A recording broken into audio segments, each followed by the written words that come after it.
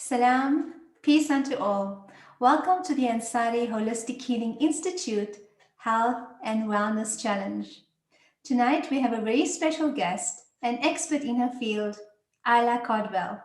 She's a posture alignment and a neuro-kinetic therapist, and tonight she will be sharing with us the importance of movement for healthy living and what exactly neuro-kinetic therapy is. So without further delay, welcome Ayla.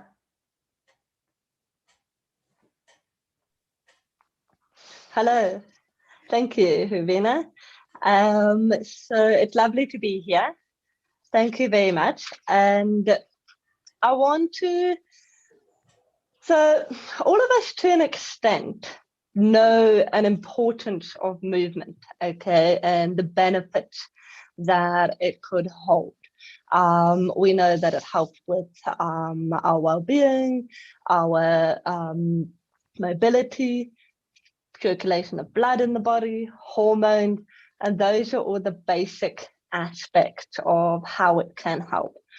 I want to focus on, it will be a little bit from a personal side of how I have allowed it to help me. And the one of the key words I want to focus on that you guys have in the quote there is healthy.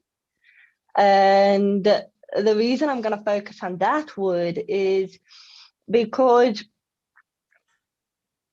every movement is better than no movement. However, for some people, depending on body situations, one movement may be more healthy than another movement. And so the body strives best with variety and regular and consistent movement, okay?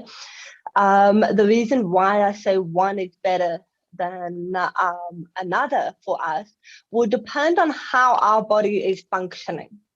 So depending on your history, depending on what has happened to your body, whether it's had injuries, whether there's been some operations, all of those tend to have an impact on how our body moves and how it is able to function and perform. So for me, there has been an element where certain movements are not healthy, more just because my body is not strong enough or it's not functional to be able to do those certain types of movements or exercise. So that is where I want to focus on looking for yourself on what is the most optimum for movement for you. And for me, the key points that I've managed to guide as to whether a movement is healthy and being good for my living is, am I getting improvements within the daily movement that I'm doing and the exercise? Is it helping me? Do I feel that I'm feeling better? And do I find that I am coming out of pain, or I'm experiencing my daily living with much more ease? So those are the main things that were important for me on identifying whether a movement is a key and a good healthy pattern for me. So for me, what worked really well was a specific exercise sequence that had a structured type of exercise. So it would be in an exact order And that exact order would be done on a regular basis.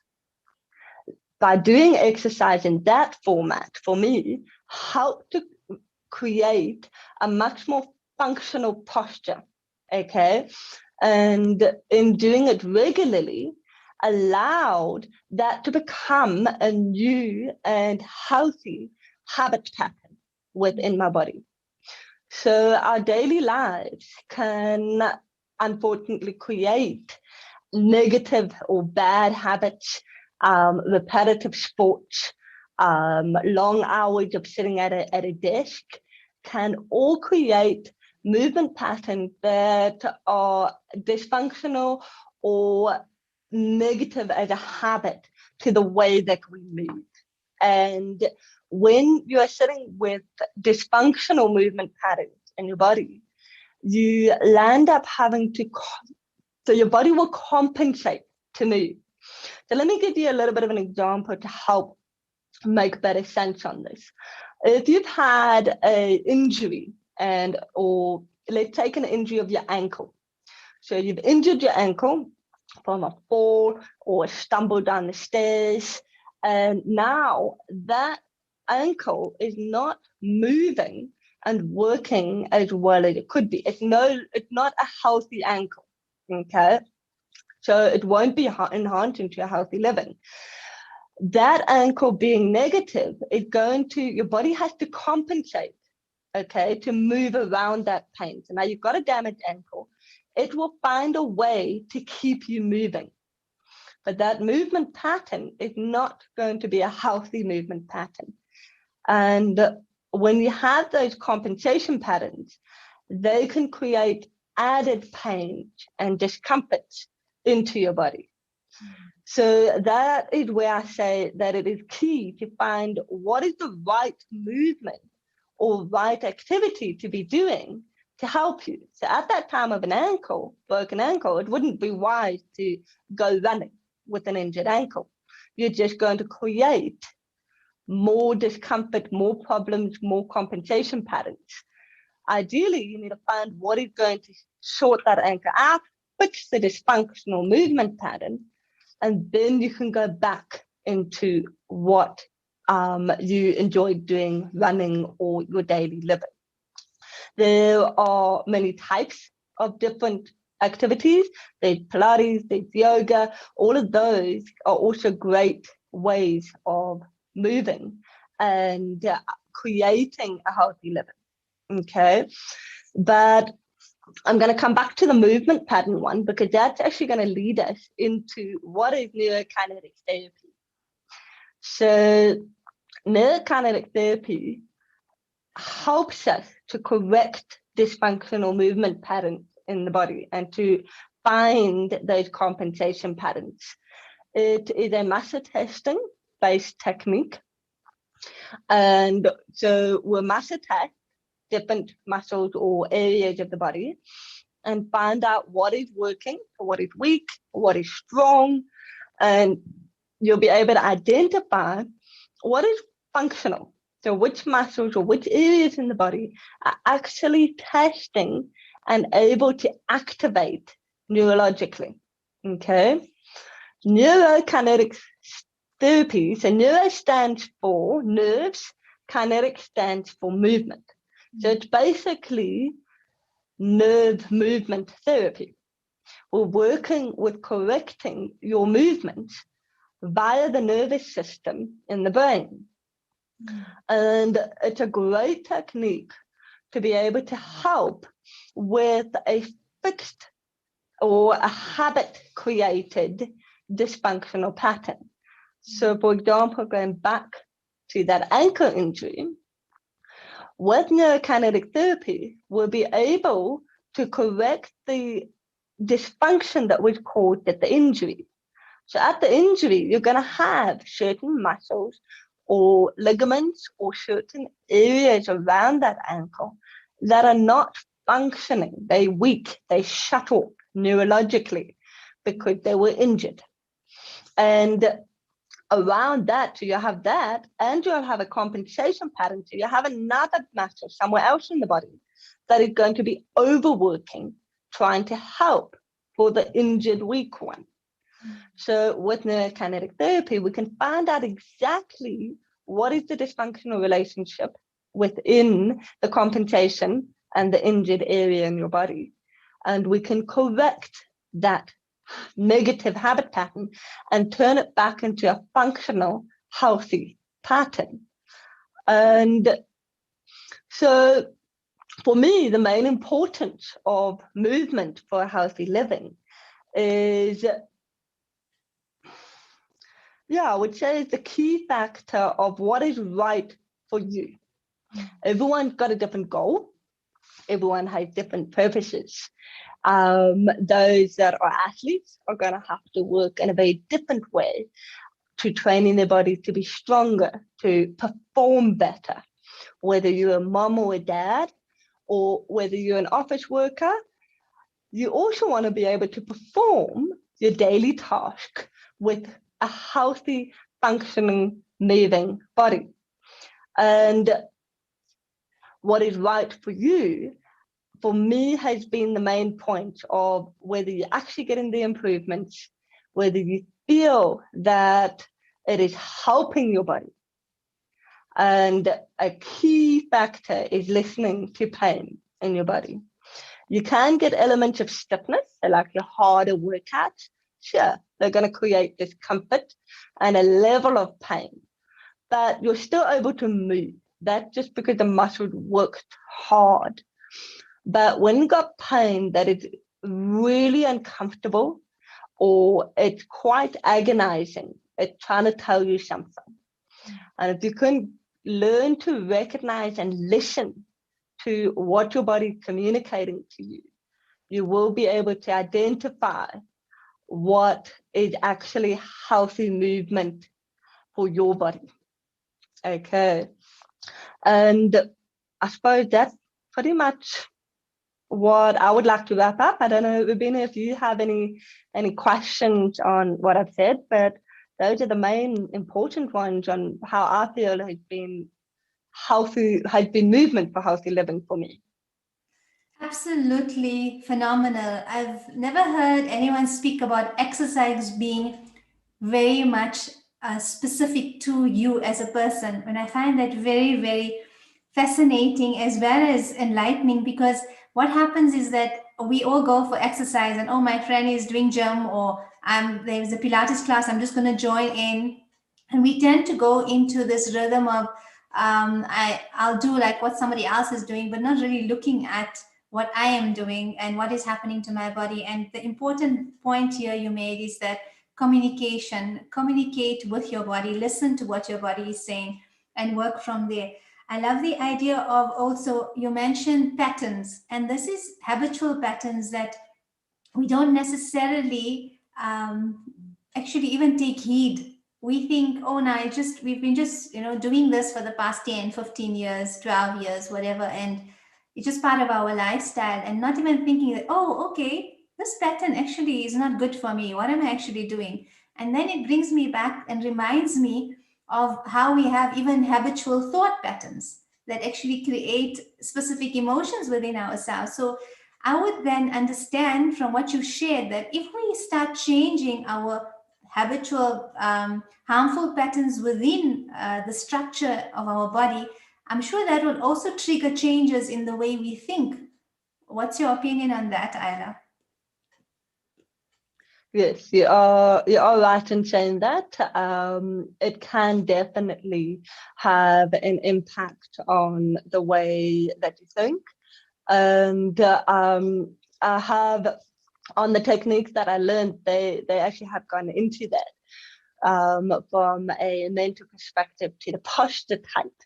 And so I'll give you a little bit on that one. And I'll probably have noticed a bit of it for myself. So I work with 3 different posture types, okay?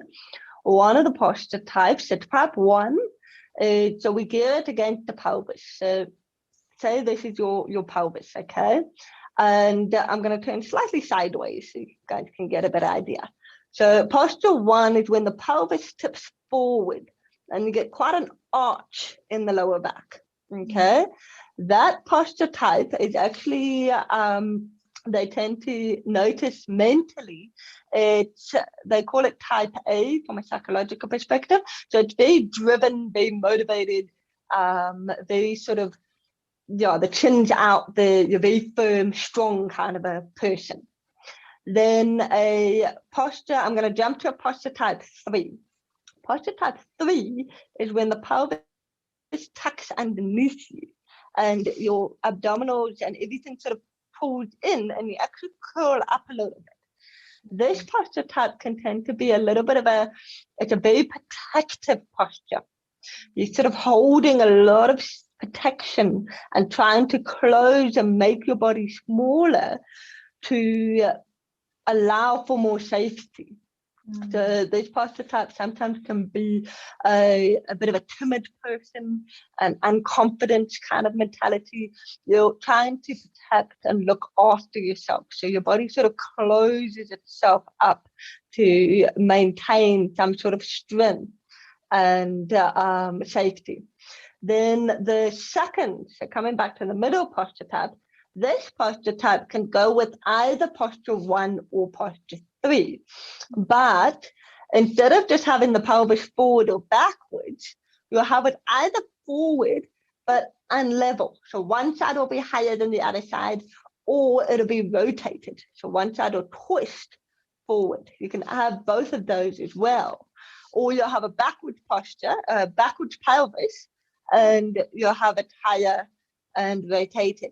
So this second posture type lands up with a very unbalanced body. I ended up having a lot of that. So my body landed up very sideways, one shoulder's been higher than the other side, and my pelvis has been quite rotated.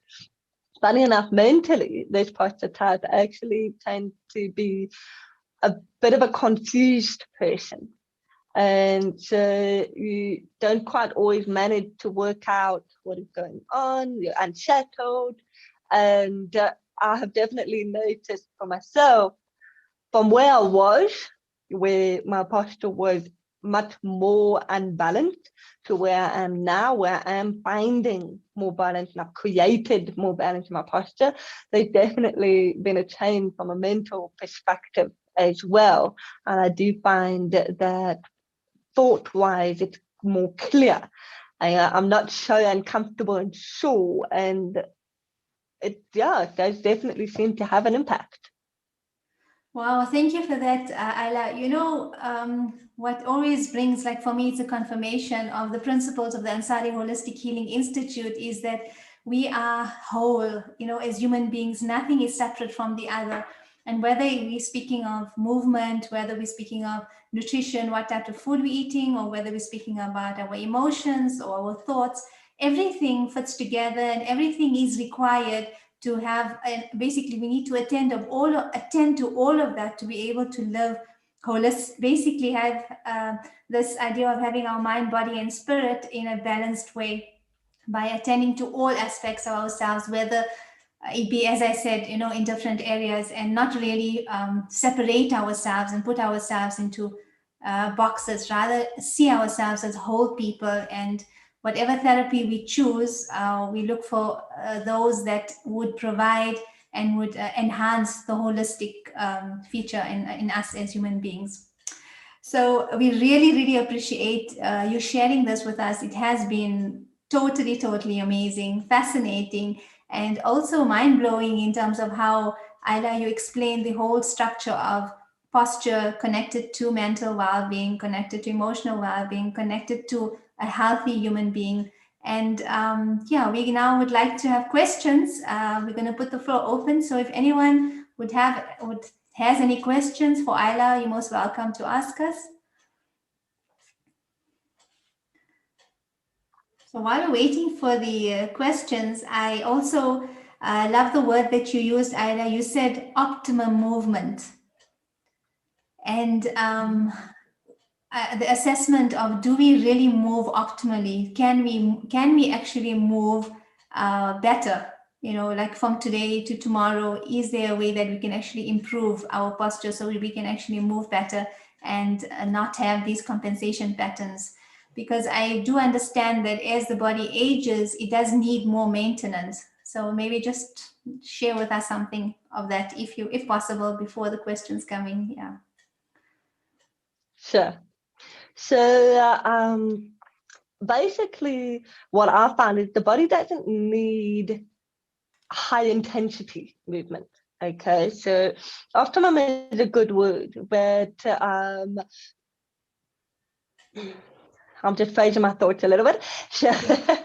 So yes, optimum is a good word. So it would be what is required for the activity that you need.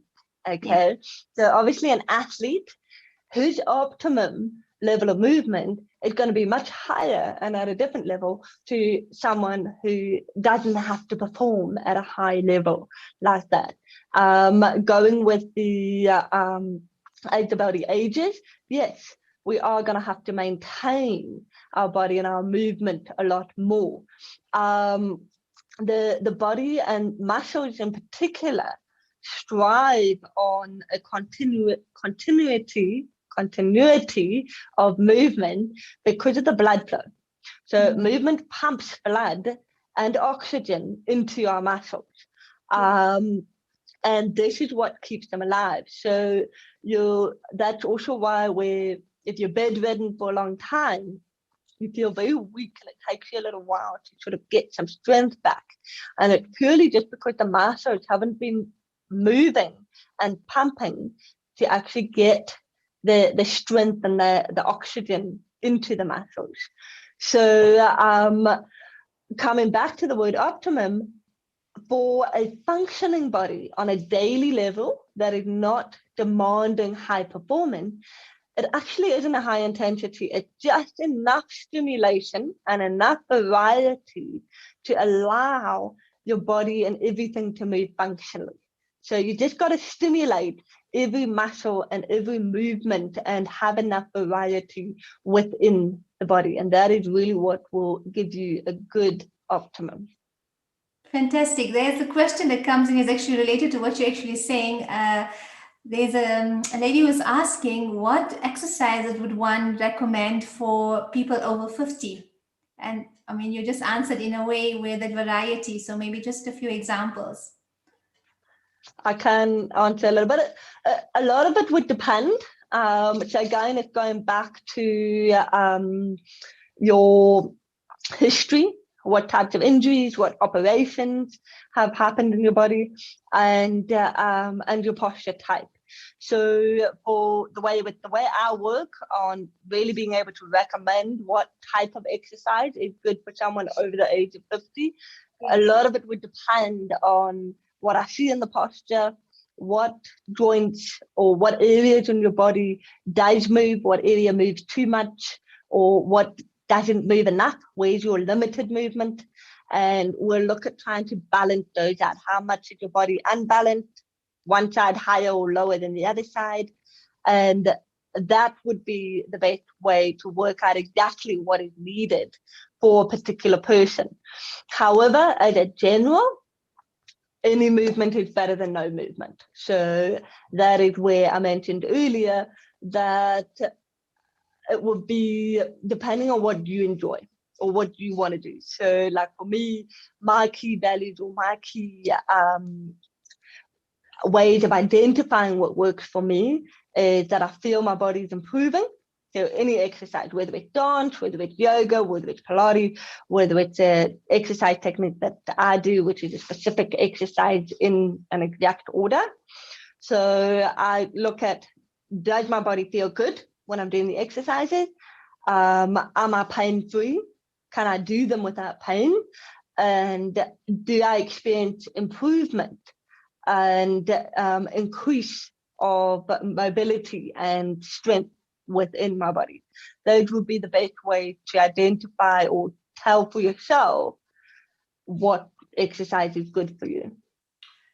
Beautiful. Thank you so much, Ayla. This really kind of sums up our session today because you've left us with tools for us to be able to assess how and what exercise that we can use. And just for the viewers, Ayla does do online sessions, and you can see her links. It's below the link for today's YouTube video.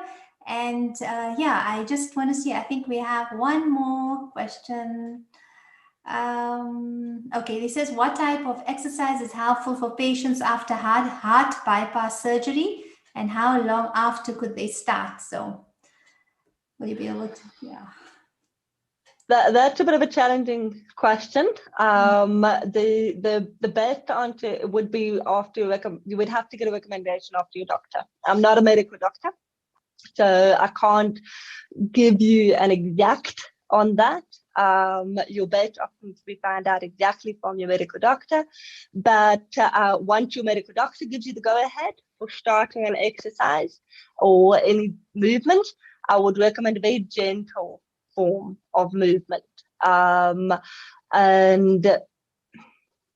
combination of, for me, what I would have done is a combination of very passive and gentle active exercises. So the posture technique that I work with is called the AHHI method. And that is how I best work. The other ones otherwise have been Pilates. Pilates can also be very good for that. So I can't give any specific, but I hope that gives a bit of an answer to the question. Thank you so much, Ayla. That's brilliant. Thanks a million, and hope to see you soon. Super. Thank you. Bye. Thank you.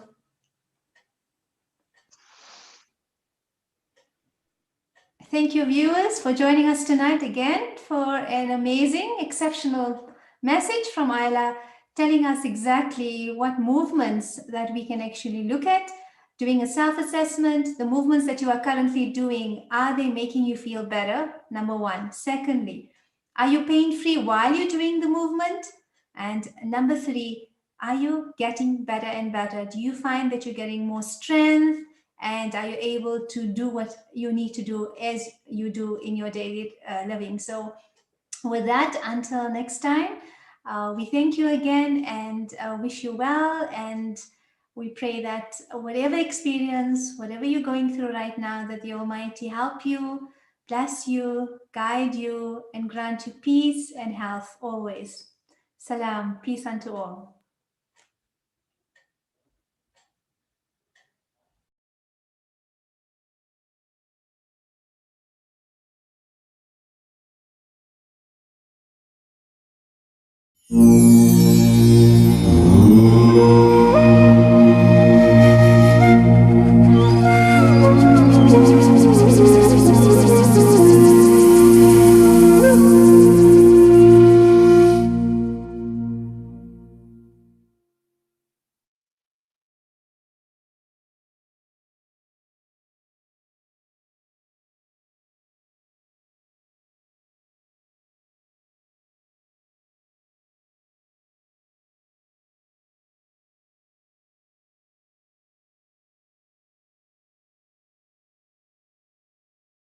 Would you like to learn how to connect with Allah through His beautiful names?